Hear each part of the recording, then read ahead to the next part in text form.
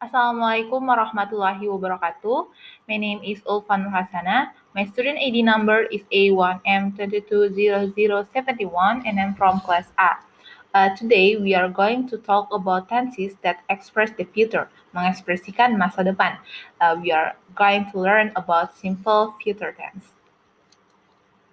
Simple future tense adalah pernyataan waktu dalam bahasa Inggris yang mana menggambarkan peristiwa yang akan terjadi atau akan dilakukan di masa yang akan datang.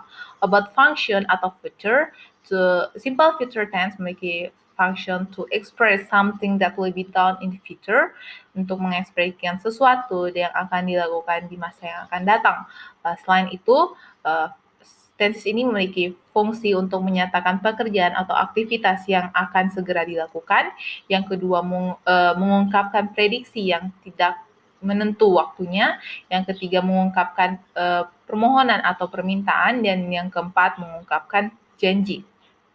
Untuk time signal atau keterangan waktu yang digunakan meliputi later, tomorrow, besok, tomorrow morning, tomorrow afternoon, next, next week, next month, next years, tonight, this morning, soon, dan yang lain-lain. Untuk formula, rumus yang digunakan dibedakan menjadi dua bagian, yaitu rumus untuk kalimat verbal sentence atau kalimat verbal, maksud saya. Yang kedua itu non-verbal atau nominal sentence, kalimat nominal atau kalimat non-verbal. Untuk verbal sentence, untuk rumus positifnya, subject plus shall or will plus verb 1 plus object or complement.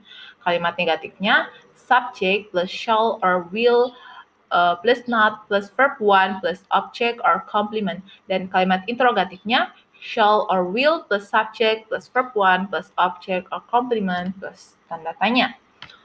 Untuk rumus pada nominal sentence, untuk positif, subject plus shall or will plus be plus non-verb.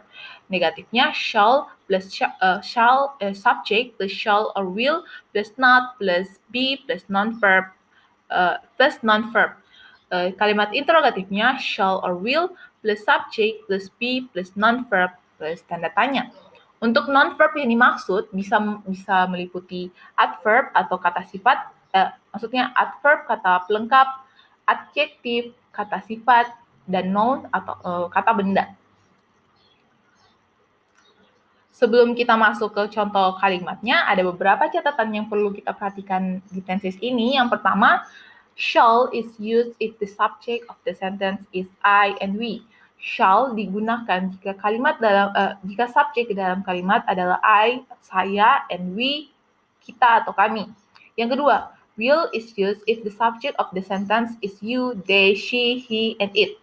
Will digunakan jika subjek dalam kalimat itu berupa you, kamu, they, mereka, she, dia perempuan, he, dia laki-laki, and it. Dan yang ketiga, penggunaan antara subject dan shall or will bisa disingkat. Disingkat dalam pengucapannya, bisa juga dalam penulisannya. Bisa kita lihat dalam layar, I shall or I will disingkat dalam penulisannya bisa disingkat menjadi I, dalam koma atas ditambah L double.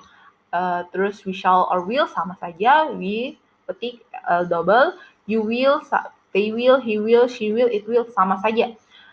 Dalam pengucapannya, I shall or I will bisa disingkat pengucapannya menjadi I'll. We shall or will bisa menjadi will. You will, you'll. They will, they'll. He will, he'll. She will, she'll. It will, it'll. Kita lanjut ke contoh kalimat. Untuk contoh kalimat yang pertama itu contoh kalimat untuk verbal. Untuk kalimat positifnya, I shall visit their home tomorrow night. They will go to Surabaya tomorrow. I shall go. Saya akan mengunjungi rumah mereka besok malam. Mereka akan pergi ke Surabaya tomorrow. Jadi ini mengikuti rumus. Jadi I, they sebagai subject plus shall, will, visit dan go sebagai verb 1, their home dan to Surabaya itu sebagai objek, tomorrow night dan tomorrow itu sebagai keterangan waktu. Tetapi saat ini will sering digunakan untuk menggantikan shall, sehingga will sering digunakan untuk semua subjek. Terlebih lagi untuk percakapan sehari-hari. For example, I shall go to Jakarta next month diganti jadi I will go to Jakarta next month. We shall study together tomorrow night jadi we will study together tomorrow night. Jadi shall diganti jadi will, jadi I shall jadi I will, we shall jadi we will. Lanjut. Untuk contoh kalimat negatifnya, I shall not visit their home tomorrow night. They will not go to Jakarta tomorrow. Saya tidak akan mengunjungi rumah mereka besok malam. Mereka tidak akan pergi ke Jakarta besok. Jadi setelah shall dan will ditambahkan kata not atau yang artinya tidak. Untuk kalimat interrogatifnya, shall you visit their home tomorrow night? Will they go to Jakarta tomorrow? Akankah kamu mengunjungi rumah mereka besok malam? Akankah kamu pergi ke Jakarta besok? Jadi shall will-nya dipindahkan ke awal kalimat, dipindahkan jadi awal kalimat, jadi shall plus verb one, subject plus verb one plus object or complement plus keterangan waktu. Lanjut, untuk jawaban dari interrogative sentence bisa menggunakan dua bagian, yaitu jawaban panjang dan jawaban pendek. Seperti kita bisa lihat di layar, will they go to Jakarta tomorrow bisa menggunakan yes, they will go to Jakarta tomorrow, or yes, they will, atau no, they won't go to Jakarta tomorrow, atau no, they won't. Artinya, yes, mereka akan pergi ke Jakarta besok, no, mereka tidak akan pergi ke Jakarta besok. Itu artinya they won't, itu singkatan dari they will not. Jadi, sama jawabannya no, mereka tidak akan pergi ke Jakarta besok, no, they won't, mereka tidak. Yes, they will, ya, gitu. Jadi bisa jawabannya itu will they go to Jakarta tomorrow bisa menggunakan yes, they will go to Jakarta tomorrow or yes, they will.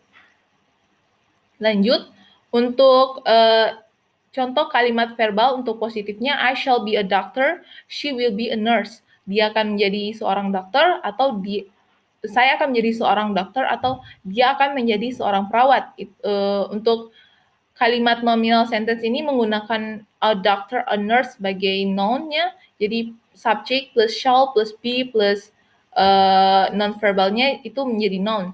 Untuk negative sentence-nya, I shall not be a doctor, she will not be a nurse. Jadi setelah shall will sama dengan kalimat verbal ditambahkan not setelah kata shall dan will. Saya tidak akan menjadi seorang dokter, dia perempuan tidak akan menjadi seorang perawat. Untuk kalimat interrogative sentence-nya, shall I be a doctor? Will she be a nurse? Akankah saya menjadi seorang dokter atau akankah saya menjadi seorang nurse atau perawat? Jadi shall will-nya diletakkan di awal kalimat. Mungkin itu yang bisa saya sampaikan mengenai simple future tense. Kurang lebihnya mohon dimaafkan. Thank you. Wassalamualaikum warahmatullahi wabarakatuh.